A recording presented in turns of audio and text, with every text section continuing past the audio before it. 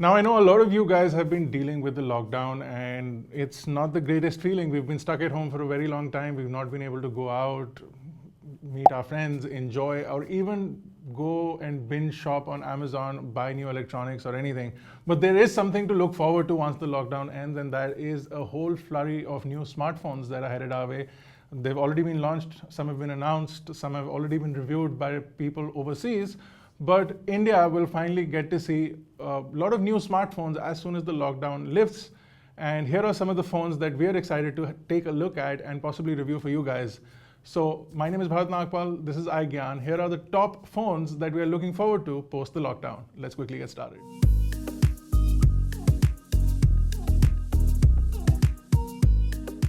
So at the top of the list is the iPhone SE. A lot of people are looking forward to this device. A lot of people already hate it without even looking at this device. And it's purely because of the fact that the design is based off of an iPhone 8, which was launched a couple of years back.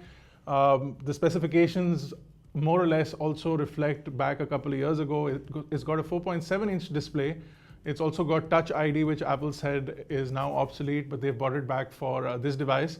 And it's got a 13 megapixel single camera at the back, but it's got the latest A13 Bionic chip, which is the same chip that has been used on the iPhone 11, the 11 Pro, and the 11 Pro Max, which means that as far as performance is concerned, as far as multitasking, gaming, all of those things are concerned, this chipset should be able to perform when it comes to all of those things. It's also got wireless charging, which is something that we've not seen in a phone from Apple in this price range for a long time. Now, the good thing is that Apple has entered a low price market, which means that around 40,000 rupees is where this phone will start, and with some offers and credit card offers and cashback offers and things like that, you may be able to get it for under 40,000 rupees, which means that at a starting point of under 40,000 rupees, the iPhone SE should be able to affect the market of devices like the OnePlus, which is something exciting, something that we look forward to. And if people really are looking for a smaller display, because a lot of people do tend to complain about larger phones, and here is a small phone with a small display. So let's actually see if people really take into that. Now, speaking of affecting the market, OnePlus will launch the OnePlus 8 and the OnePlus 8 Pro in India. It's already launched globally. It's also launched in India, but it's not shipping yet. So it will start shipping post the lockdown. Again, something that we are excited to take a look at. Really interesting devices. A lot of people, again, going on the negative side as far as pricing is concerned. They've launched aggressively in India as far as pricing is concerned. They've given it good prices for both the 8 and the 8 Pro. And both these phones ship with the latest generation 865 Snapdragon chipsets. As far as performance is concerned, they're right up there. Now, there's a little bit of a difference between the OnePlus 8 and the OnePlus 8 Pro, and primarily you'll see that in the display, where the OnePlus 8 has a 6.55-inch 2400 by 1080p display. It's still a fluidic AMOLED display, but the OnePlus 8 Pro gets a 120 Hz refresh rate, but also the display size changes completely. So you get a 6.78-inch display with a 3168 by 1440 pixel resolutions, and it's also an HDR10 plus display, so it's going to be super smooth. It also supports auto downgrade to like 60 Hz, so if your battery life is low, then it'll automatically switch to 60 Hz. You can also go and manually set it up in the settings panel. Also, the OnePlus 8 Pro does support wireless charging, a feature that OnePlus users have been asking for years. So again, something really good to look forward to. There's also a massive upgrade in terms of camera, overall performance, RAM, the type of RAM used, the type of storage used, all of those things will improve the performance of the phone.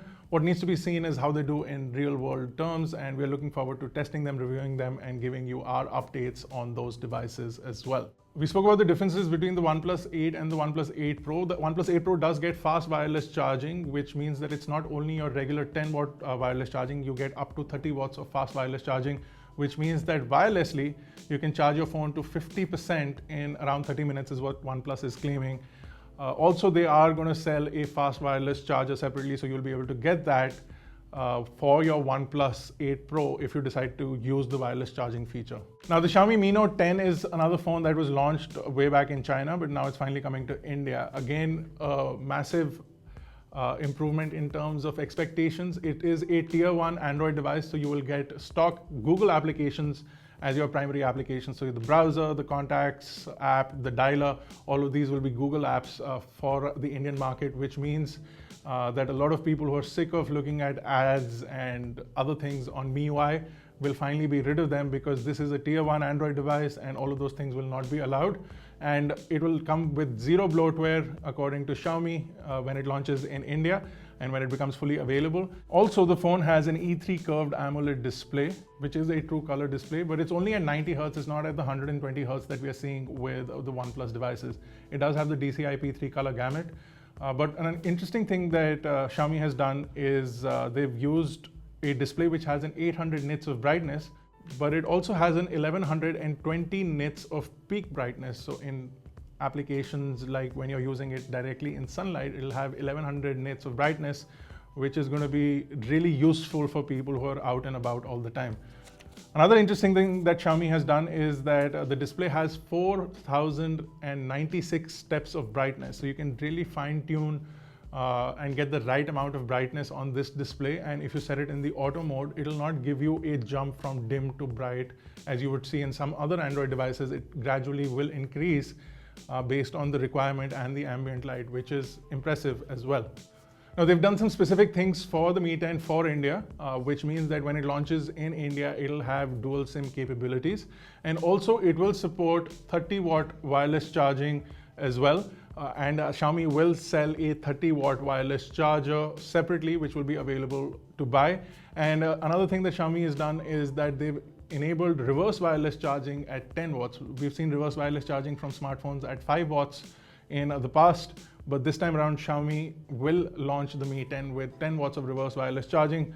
Now, this is something that has been primarily India specific, because wireless charging was limited to lower speeds in other parts of the world, but in India it'll be available at 30 watts. Now, the Mi 10 will have a 4780 milliamp hour battery and a fast charger. A 30-watt charger will be included in the box of the device. So we're also looking forward to checking out this phone. Now, this has a 5-camera setup at the back with a 108 megapixel main camera, 12 megapixel cameras, and also a 2 megapixel depth sensor. So we're interested in checking out this device, looking at the camera capabilities, but more importantly, looking at the new user interface. And a cleaner, bloat-free MIUI would be really interesting. And since it's a tier 1 device, most of it will be primarily Android-based Google applications. And then, according to Xiaomi, you'll be able to remove any unwanted apps, including apps that are Xiaomi specific. You'll be allowed to uninstall them from the device as well. So really good as far as those things are concerned. So looking forward to this device as well when it launches and when it goes on sale in India. Now, there was an unexpected device in this entire list, which is the Motorola Edge and the Motorola Edge Plus, also known as Moto Edge and Moto Edge Plus. Now, these are phones that we didn't expect Motorola to launch because Motorola has stayed away from flagship devices for a while.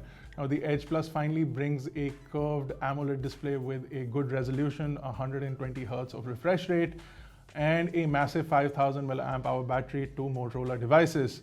It also brings flagship chipsets like the 865 and lots of RAM, lots of storage on devices that Motorola has usually stayed away from. Now, they've also focused on camera capabilities, and this is the first time the company has managed to merge a wide angle camera with a macro camera and given a single sensor. It's something that I've been talking about for a while. So their ultra wide sensor also is capable of macro on the same sensor, which means that they played around with lenses in such a way that the ultra wide sensor can also capture macro shots, which saves you real estate on the back. You don't have to put extra cameras for every little feature that you want. And it's a smart move in terms of what Motorola is going to do with this. So what is going to matter is the prices of the Moto Edge and the Edge Plus. If both of them do launch in India, they should be placed at an aggressive price bracket so that they can compete with the likes of the OnePlus 8 and the OnePlus 8 Pro. If they can do that, then Motorola will have a chance to secure a nice place in the flagship market as well, which it has struggled with for many years now. Now, there are also some other phones that are expected to launch later this year. Now, it's speculated that Apple will postpone the launch of their flagship iPhone. The event that usually happens in September will not happen this year in September. Most probably will either become an online-only event or will be pushed a couple of months to a more safer time. And we will see the new generation of the iPhone, possibly called the iPhone 12, the iPhone 12 Pro, and the iPhone 12 Pro Max. Now these devices will come with upgraded displays. A smaller notch is what we are hearing. So all the same sensors, Face ID, everything, but in a smaller notch. So you'll get more display real estate, and you'll also get an additional sensor on the back, possibly a macro, possibly a larger zoom, possibly a better depth camera. We're not sure, but we'll get 4 sensors on the back, better battery life, a better, faster processor is something that Apple usually does, whether it'll be an upgrade from the A13 to the A14, or whether it'll just be a moniker upgrade saying just A13s on the chipset. So we will see that phone, and it's something that we are looking forward to as a important device that will launch post the lockdown. And another phone from Samsung, which everyone is looking forward to, is the next generation of the Note. Possibly be called the Note 20. It might be a foldable device according to some speculation, or Samsung may just simply launch a Fold 2 device. We're not too sure of that either. The Fold 2 may have stylus capabilities, or the Note will be a foldable device with stylus capabilities. We can expect it to launch with the 865 in markets like US, but globally I think Samsung will launch with their Exynos chipsets, but they've been found to be more or less stable, and if they do launch a foldable Note device at a rather affordable price, I think people will really jump onto that, and it'll be an exciting phone to check out for sure. So that's it. These are the phones that we are definitely looking forward to. There are some other phones that are expected to become available, launch post-lockdown. If you guys have any favorites, or if you're looking forward to some device, do let us know in the comment section below. What do you think of the phones that we are looking forward to? Let us know in the comment section below. We're also doing a massive giveaway. We are giving away over 15 devices along with accessories, headphones, and other gadgets. Go check out the link in the description below to take part in that giveaway, and you could be eligible to win any of those devices. That's it for this video, guys. Thank you for watching. If you haven't already, hit the like button, hit the subscribe button if you're not already a part of Team iGyaan. This has been Bharat. Thank you guys for watching. I will see you in the next one.